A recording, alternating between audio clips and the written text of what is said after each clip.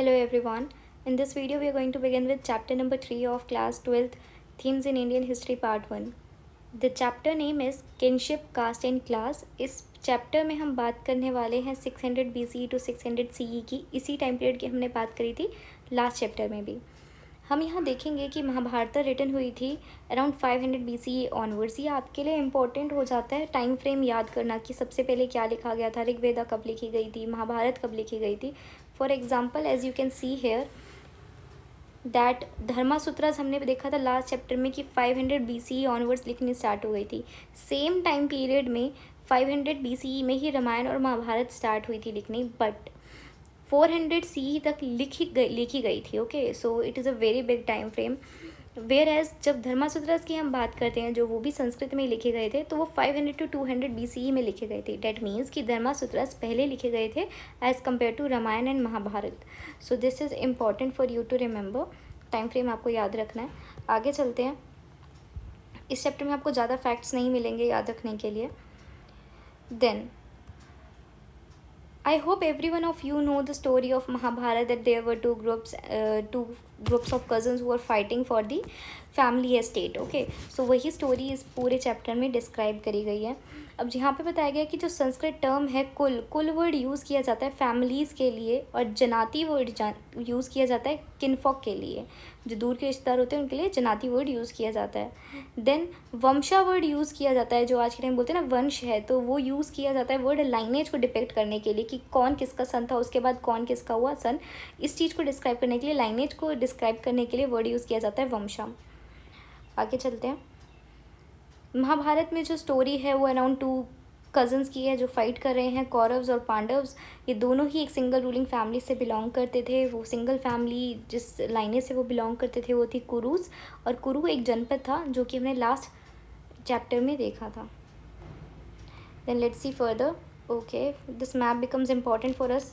यहाँ पे हम देख लेते हैं Bodh Gaya is here in Bihar, then there is Pataliputra, then there is Vaishali, Varanasi, Sarnath, Kaushambi is over here. Then we will see कि मथुरा जो है यमुना रिवर पे है. देन कुरु क्लैन यहाँ पे था, एंड कुरु के पास ही इंद्रप्रस्थ है. हस्तिनापुर आपका यहीं है. So this whole region becomes important for you to remember. Let's see further. Now let's consider this paragraph. In this paragraph it is written that जो रूल्स होते थे वो क्लियरली लेड डाउन थे मैरिज के लिए. जैसे कि जो वुमेन है उनका कोई क्लेम नहीं होता था रिसोर्सेज पे हाउस होल्ड के, और ऐसा प्रैक्टिस किया जाता था कि जो वुमेन है उनकी जो मैरिज है वो दूसरे किनशिप में करी जाएगी, मीन्स एक्सोगेमी प्रैक्टिस करी जाती थी. And also it is over hair return that कन्यादान का जो कंसेप्ट है इसी टाइम पे आया था, क्योंकि जो हाई स्टेटस की वुमेन थी उनको केयरफुली रेगुलेट करना पड़ता था ताकि उनकी मैरिज राइट टाइम पे राइट पर्सन से हो जाए. This can be written in your ethics and your essay examination. Then let's see further. From Kirka 500 BCE, these norms were compiled in Sanskrit texts known as Dharmasutras and Dharmashastras. The most important such works, the Manu Samriti, was compiled between 200 BCE to 200 CE. हमने पीछे अभी देखा था कि जो धर्मासूत्रास और धर्मशास्त्रास हैं वो 500 BCE ऑनवर्ड्स लिखने स्टार्ट हो गए थे. एंड उसी टाइम पीरियड के बीच में ये हम देखते हैं कि मनु स्मृति भी लिखी गई थी. फ्रॉम 200 BCE टू 200 CE आपकी मनु स्मृति लिखी गई थी. हम फिर से इस टेबल को देखेंगे ताकि ये बार बार हम देखेंगे तो हमें रिमेंबर होएगा, सब कुछ याद रहेगा. Dharmasutras were written in 500 to 200 BCE. Then आपकी त्रिपिटिका लिखी गई थी पाली लैंग्वेज में, ये बुद्धिस्ट टेक्स्ट है. फिर रामायण और महाभारत लिखी गई थी. उसके बाद मनु स्मृति लिखी गई थी संस्कृत में. तो अब आपको ये याद रखना है कि रामायण और महाभारत के बीच वाले पीरियड में लिखी जाती है मनु स्मृति, बट मनु स्मृति का कंपाइलेशन रामायण महाभारत से पहले हो जाता है. Now let's see further.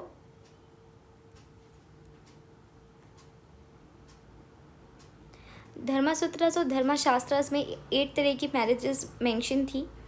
उनमें से कुछ मैरिजेस जो थी वो गुड मानी जाती थी, कुछ मैरिजेस को कंडेम किया जाता था.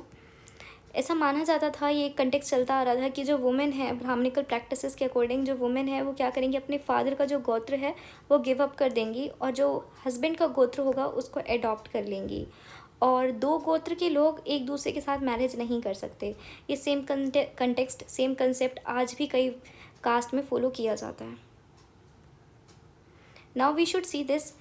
बृहद्रंक्या उपनिषद में लिखा हुआ है एक लिस्ट है सक्सेसिव जनरेशन्स ऑफ टीचर्स और स्टूडेंट्स की, जिनमें जो नेम है ना वो मेट्रोनिमिक्स से डिपिक्टेड है, डेजिग्नेटेड है। मेट्रोनिमिक्स मतलब माँ के नाम से बच्चों के नाम हैं। तो इसका मतलब क्या हुआ कि कुछ जो डायनेस्टीज़ थी वो मदर के नेम को, मदर को इम्पोर्टेंस देती थी। फॉर एग्जांपल हम अब बात करेंगे सातवाहन रूलर्स की। इस चैप्टर का ये मोस्ट इंपॉर्टेंट पेज है, सातवाहन रूलर्स की। सातवाहन रूलर जो थे वो पॉलीगाइनस थे। इसका मतलब क्या हुआ कि उनकी एक से ज़्यादा वाइफ थी। The names of women who married Satavahana rulers indicates that many of them had names derived from गोत्रास such as Gautam and Vashishtha, their father गोत्स। इसका मतलब क्या हुआ कि जो सातवाहन वुमेन थी वो अपने फादर के गोत्र को मैरिज के बाद चेंज नहीं करती थी। देन हमने ये भी देखा है सातवाहन रूलर्स के टाइम पीरियड में कि जो वुमेन है वो अपने ही गोत्र में मैरिज कर रही थी, मतलब कि एंडोगेमी प्रेफर करी जाती थी एज़ कम्पेयर टू एक्सोगेमी। इसके बाद हम देखते हैं कि जो सातवाहन रूलर्स हैं उनके जो नेम है वो मेट्रोनिमिक्स पे डिराइव्ड किए गए हैं, मतलब कि जो उनके नाम है वो मदर से लिए गए हैं। फॉर एग्जांपल हम एक बहुत इंपॉर्टेंट रूलर की बात करते हैं, सातवाहन रूलर की, गौतमी पुत्र सतकर्णी। तो जो गौतमी पुत्र है, वर्ड गौतमी है, वो किसका है? जो सतकर्णी है उनकी मदर का। तो जो नेम है रूलर्स के वो उनकी मदर से लिए गए थे। However succession to the throne was generally patrilineal, पर जो थ्रोन पे सक्सेशन होता था वो पैट्रिनियल होता था, मतलब बेटा ही थ्रोन को लेता था, ना कि बेटी।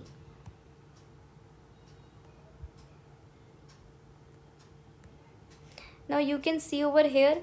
अच्छे चित्रा जो प्लेस है, टेम्पल है, ये कहाँ से बिलोंग करता है? यूपी से। कई बार ऐसा देखा है हमने कि यूपीएससी एग्जामिनेशन में क्वेश्चन पूछ लेते हैं फिगर से, डायग्राम से, इमेजेस से, so we should remember these. The right occupations, Dharmashastras में, धर्मसूत्रास में मेंशन है कि 4 वर्ण होंगे, उन 4 वर्ण के अलग अलग वर्क होंगे। फॉर एग्जांपल जो ब्राह्मण्स हैं वो क्या करेंगे? स्टडी करेंगे और टीच करेंगे वेदास, परफॉर्म करेंगे सेक्रीफाइजेस और दूसरों से सेक्रीफाइजेस कराएंगे, इसलिए उनको गिफ्ट्स भी मिलेंगे। And the next one Kshatriyas, वो क्या करेंगे? वॉरफेयर में एंगेज होंगे, एडमिनिस्टर करेंगे जस्टिस को, स्टडी करेंगे वेदास को। And the last and the third one that is your Vaishyas, वो क्या करेंगे? ऑक्यूपेशंस करेंगे, ठीक है। They were engage in occupation such as agriculture, pastoralism and trade. The last category Shudras, Shudras का सिर्फ एक ही काम था कि जो पहले के 3 वर्ण है उनको सर्व करेंगे। ये जो वर्णा ऑर्डर था ना, ये ब्राह्मण्स ने बहुत ही ज़्यादा रिजिड बनाया हुआ था कि ये चेंज नहीं हो सकता। तो ब्राह्मण्स ने क्या क्या रीज़न दिए कि क्यों नहीं चेंज हो सकता? पहला रीज़न उन्होंने दिया कि ये डिवाइन ओरिजिन का है, कि भगवान का ऑर्डर है, तुम्हें मानना पड़ेगा। Second, they advised kings to ensure that these norms were followed within their kingdoms. उन्होंने एडवाइस किया किंग को कि आप इसको अपने किंगडम में फॉलो करवाओ। तो अगर किंग की जो अथॉरिटी है उससे इन्होंने वर्णा सिस्टम को इम्पोज करने की कोशिश करी। Third, they attempted to persuade people that their status were determined by birth. इन्होंने लोगों से बोला कि ये जो तुम्हारा स्टेटस है ये बर्थ की वजह से डिटरमाइंड है और ये चेंज नहीं हो सकता। So these were the 3 reasons how Brahmins use to influence the people over their at that time. Now let's see further. ये सब आई गेस आप सबको पता होगा, so I am not focusing on these more. Now let's see further. Non Kshatriya kings, Brahmins के according सिर्फ जो क्षत्रियज होते थे वही किंग बन सकते थे, but as you will see कि शुंगास और कानवास जो डायरेक्टली मौर्यस के बाद आए थे वो ब्राह्मण थे। अब यहाँ पे आपको 2 चीज़ याद रखनी है। यूपीएससी में एक ट्रेंड चल रहा है कि कौन सी डायनेस्टी आती है गुप्तास के बाद, मौर्यस के बाद, इमीडिएट सक्सेसर्स कौन है, ये क्वेश्चन पूछ लिया जाता है। तो आपके लिए यहाँ पे ये याद रखना बहुत इंपॉर्टेंट है कि मौर्यस के इमीडिएट सक्सेसर्स, मौर्यस के जाने के बाद इमीडिएटली जो आते हैं वो कौन है? शुंगास और कानवास। और ये दोनों जो थे ये ब्राह्मण्स थे। हाउएवर टेक्स्ट में क्या लिखा होता है? क्षत्रियस होने चाहिए, बट शास्त्रास में लिखा होता क्षत्रिय सिर्फ किंग बन सकते हैं, बट ब्राह्मण्स भी हमारी कंट्री में किंग बने थे। अगर हम बात करें और रूलर्स की, जैसे कि शाकास जो सेंट्रल एशियाज़ में आए थे, उनके लिए वर्ड यूज़ किया गया है मलेच्छास। मलेच्छा वर्ड बेसिकली यूज़ किया जाता था उन सभी लोगों के लिए जो बारबेरियंस कंसीडर करे जाते थे, आउटसाइडर्स होते थे, जिनको नॉर्मल लाइफ रूटीन का पता नहीं था इंडियंस की। It is also interesting that the best known ruler of the Satvana dynasty, that is Gautamiputra Shri Satkarni, claimed to be both a unique Brahmin and a destroyer of the pride of the Kshatriyas. Gautamiputra Satakarni के लिए word use किया गया है एका ब्राह्मण, और उन्होंने अपने आप को क्या कहा कि उन्होंने डिस्ट्रॉय किया है सारे क्षत्रियास को। He also claimed to have ensured that there was no intermarriage amongst members of the 4 varnas. Gautamiputra Satakarni ने इंश्योर किया कि कोई भी वर्ण की जो 4 वर्ण हैं वो आपस में मैरिज नहीं करें, इंटर मैरिज नहीं करें, बट उन्होंने खुद शादी कर ली रुद्र दमन की किन से, रिश्तेदार से। तो इसका मतलब क्या है कि रूल सिर्फ बाकी लोगों के लिए थे, जो रूलिंग डायनेस्टी थी वो बेसिकली हर रूल को अडॉप्ट नहीं करती थी। सातवाहनास जो थे वो क्लेम करते थे कि वो भी क्या हैं, ब्राह्मण हैं। तो हमने 3 डायनेस्टीज देखी हैं जो ब्राह्मण थी। The first one Shungas, the second one Kanvas, the third one Satavahanas. Okay, now let's see further. वरना फिक्स थे, वरना सिर्फ 4 ही होंगे, ये चीज़ ब्राह्मणिकल टेक्स्ट में, ब्राह्मणिकल थ्योरी में फिक्स थी। बट ऐसा होता था कि थोड़े थोड़े टाइम बाद हम नए कैटेगरी के लोग देखते थे, जैसे कि निषाद, स्वर्णकार।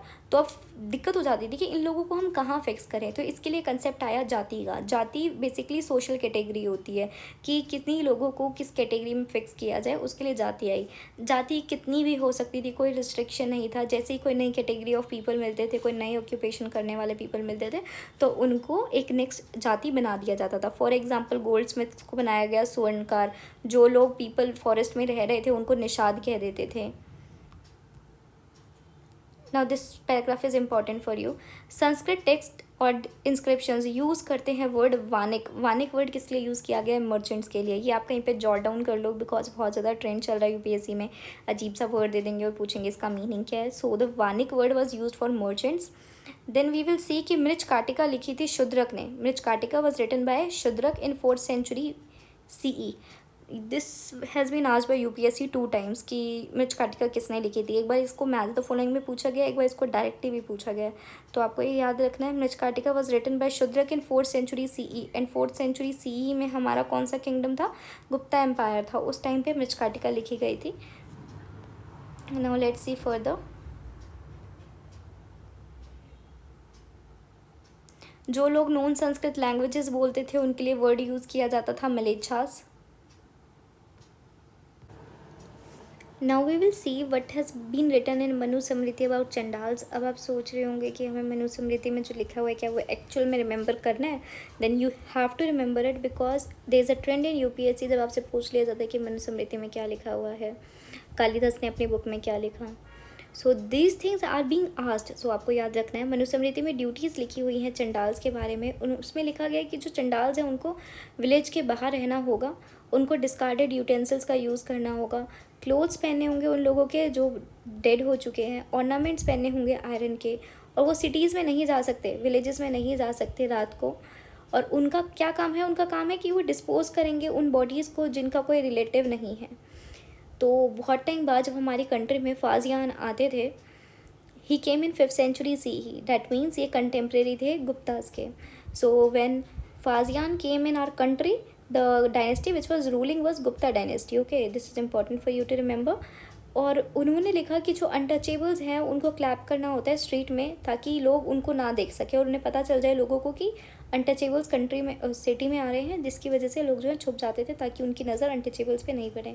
ज़ुआनज़ैंग जब आते हैं 7th century में, I already told you Xuanzang came at the time of Harshavardhana. तो उन्होंने भी ये चीज़ ऑब्जर्व करी कि जो एग्जीक्यूशनर्स होते थे, स्कैवेंजर्स होते थे, उनको फोर्स किया जाता था कि वो सिटी के बाहर रहें। Now let's see further. Manusmriti में लिखा हुआ है कि जो पैटर्नल एस्टेट होगी, जो फादर की जो एस्टेट होगी, उसको डिवाइड किया जाएगा equally among sons after the death of the parents. Sons के बीच में इक्वली बांट दी जाएगी, बट जो एल्डेस्ट सन होगा उसको स्पेशल शेयर मिलेगा। However women could not claim a share to these resources. Women को कोई शेयर नहीं मिलता as per Manusmriti. However women were allowed to retain their gifts they receive on the occasion of their marriage as stridhan. But women को जो भी gift मिला है उनकी मैरिज पे, तो वो उसको रख सकती हैं अपने पास as stridhan. At the same time the Manusmriti want women against holding family property और even their own valuables without the husband's permission. Manusmriti में पर यह भी लिखा हुआ है कि जो वुमेन है वो होल्ड नहीं करेंगी, इकट्ठा नहीं करेंगी फैमिली की प्रॉपर्टी या फिर से अपने खुद के भी वैल्यूएबल्स बिना हस्बैंड के परमिशन के। Now let's see further. Manusmriti में लिखा हुआ है कि जो मैन है वो 7 वेज से वेल्थ एक्वायर कर सकते हैं, इनहेरिटेंस से, फाइंडिंग से, परचेज से, कॉन्क्वेस्ट से, इन्वेस्टमेंट से, वर्क से, और acceptance of gift from good people. So you should briefly try to remember all these points. और वुमेन के लिए उन्होंने लिखा हुआ है कि 6 मीन्स हैं for acquiring the wealth. The first one is marriage, जिसपे उनको स्त्री धन मिलेगा। सेकेंड, उनके ब्रदर से वो गिफ्ट ले सकती हैं, मदर से ले सकती हैं, फादर से ले सकती हैं। And the 6th way by which she can get is by her husband. अगर उनके हस्बैंड उनको कुछ देते हैं तो वो भी वो एक्वायर कर सकती है। मनुस्मृति के अकॉर्डिंग जो ऑक्यूपेशन है शूद्रास की वो सिर्फ सर्विट्यूड है, डैट इज़ कि जो पहले के 3 वर्ण हैं उनको सिर्फ वो सर्व करेंगे, ये चीज़ हम देख चुके हैं. So let's see further. Now this is important for you. Majjhima Nikaya जो है वो एक बुद्धिस्ट टेक्स्ट है पाली लैंग्वेज में. तो आपको यहाँ पे क्या याद रखना है, आपको यहाँ पे याद रखना है कि मजिमा निकाया बुद्धिज़्म से बिलोंग करती है. ठीक है. सेकेंड थिंग, ये पाली लैंग्वेज में लिखी गई थी. इसमें है क्या, इसमें डायलॉग है between a king name Avantiputra and a disciple of the Buddha name Kachchana. While it may not be literally true, it reveals Buddhist attitude towards varna. इसमें बुद्धिज़्म का एटीट्यूड बताया हुआ है वर्णा के रिगार्डिंग क्या है. अब इसके बाद हम देखेंगे पुराना नूरू क्या है. ये क्वेश्चन बहुत बार विजन के टेस्ट सीरीज़ में पूछा जाता है कि पुराना नूरू क्या है. तो ये एक एंथोलॉजी है पोएम्स की जो तमिल संगम लिटरेचर से बिलोंग करती है. अगर आपसे क्वेश्चन आ जाए कि पुराना नूरू वर्ड क्या डिनोट करता है, तो पुराना नूरू वर्ड डिनोट करता है पोएम्स को तमिल संगम लिटरेचर की, जो लिखी गई थी 1st सेंचुरी CE के आसपास. इसके बाद हम चलेंगे आगे. This is important. ये आपसे पूछा जा सकता है कि बुद्धिज़्म के अकॉर्डिंग व्यू क्या था सोसाइटी को लेकर. तो बुद्धिस्ट के अकॉर्डिंग जो बुद्धिस्ट का टेक्स्ट है सुत्ता पिटाका, ये हम देखेंगे टेक्स्ट को. इस टेक्स्ट में लिखा गया है कि जो सोसाइटी है उसमें जो रूल कर रहा है रूलर, उसको पावर कहाँ से मिल रही है, उसको पावर मिल रही है लोगों से. हुआ क्या था कि इस पैराग्राफ में ये लिखा हुआ है कि हुआ क्या था कि लोग जो हैं इकट्ठे आए, उन्होंने सोचा कि हमारे जो रिसोर्सेज हैं उसको संभालने के लिए कोई पर्सन चाहिए. तो उसके लिए उन्होंने एक रूलर चुना. उस रूलर को पावर दी कि आप हमें सेव करना और हम आपको बदले में टैक्स देंगे, रिसोर्सेज देंगे. तो जो इंस्टीट्यूशन है किनशिप का वो ह्यूमन चॉइस पे है, लोगों की चॉइस से डेवलप हुआ है. जो टैक्सेस हैं वो क्या है, पेमेंट दी जा रही है. किसको, किंग को. किस लिए, सर्विस के लिए, जो किंग सर्विस दे रहा है लोगों को. At the same time it reveals recognition of human agency in creating and institutionalising economic and social relations. इससे हमें क्या पता चलता है, जो ये इंस्टीट्यूशन है, सोशल रिलेशंस है, ये लोगों ने खुद से बनाए हैं. डेट मीन्स अगर लोग चाहें तो वो इस सिस्टम को फ्यूचर में चेंज कर सकते हैं. Now let's C context and now let's C language and content. Sanskrit जो यूज़ करी गई है महाभारत में वो बहुत ही ज़्यादा सिंपल है as we compare to Vedas. उससे काफ़ी ज़्यादा सिंपल वे में है. 2 तरीके के टेक्स्ट होते हैं. एक टेक्स्ट होता है narrative, second type of text होता है डिडैक्टिक. जो नरेटिव टेक्स्ट होता है उसमें स्टोरीज़ बताई जाती हैं, स्टोरीज़ के अकॉर्डिंग नरेट किया जाता है. और डिडैक्टिक में क्या किया जाता है, आपको प्रिस्क्रिप्शंस बताए जाते हैं कि किस तरीके से सोसाइटी को रन करना चाहिए. ऐसा माना जाता है कि जो पूरा व्यास थे उन्होंने जो सारा महाभारत की स्टोरी है ना वो डिक्टेट करी थी, वो बताई थी लॉर्ड गणेशा को. Now this is important for you कि आर्कियोलॉजिस्ट बीबी लाल ने एक्सकेवेट किया था हस्तिनापुर जो मेरठ में है. ये मेरठ जो जगह है वो यूपी में है. सो आपके लिए बस इतना ही जानना है इम्पॉर्टेंट है कि हस्तिनापुर बेसिकली कौन सी स्टेट में है. ये ऐसा क्वेश्चन आ सकता है बिकॉज मैच द फॉलोइंग में काफ़ी ईयर्स से ऐसे क्वेश्चन आ रहे हैं कि आपको एक इंपॉर्टेंट प्लेस का नाम दे दिया जाता है और आपसे पूछा जाता है कौन सी स्टेट में है. और हस्तिनापुर किसने एक्सकेवेट किया था, आर्कियोलॉजिस्ट बीबी लाल ने. Now let us summarise the chapter. This table is very important for you to remember. बहुत बार यहाँ से क्वेश्चन आ चुका है और आगे भी आएगा. Let's see the first thing. Ashtadhyayi was written by Panini in Sanskrit. It is a grammar of Sanskrit. Okay, इस पे क्वेश्चन आ चुका है 2 बार कि अष्टध्यायी किसने लिखी थी और ये किस पे वर्क है. It is a work on Sanskrit grammar and it was written by Panini around 500 BCE around. Okay, तो उस टाइम पे ये लिखी गई थी. उसके बाद मेजर धर्मसूत्रस लिखे गए थे. त्रिपिटका के बारे में हम डिटेल में देखेंगे नेक्स्ट चैप्टर में. हाउएवर रिमेंबर ओवर हेयर कि त्रिपिटका पाली लैंग्वेज में लिखी गई थी एंड बुद्धा के बाद लिखी गई थी. Ramayana and Mahabharata were written in Sanskrit. Manusmriti was written in Sanskrit language and Tamil Sangam literature भी इसी टाइम पीरियड पे लिखी गई थी. Then Charaka and Chitra Samhita were written in Sanskrit and it was written around the time of Kanishka. ये आपके लिए इंपॉर्टेंट है कि कनिष्क किंग था जब चरक संहिता लिखी गई थी. Compilation of the Puranas were done around 200 CE onwards. Natya Shastra of Bharat Muni, a work on dramaturgy in Sanskrit, was written around 300 CE. And इस टाइम पे आप सोच सकते हो कि कौन होगा रूलर. अगर आपको आइडिया है तो please comment down below. Other Dharmashastras were written in around 300 to 600 CE.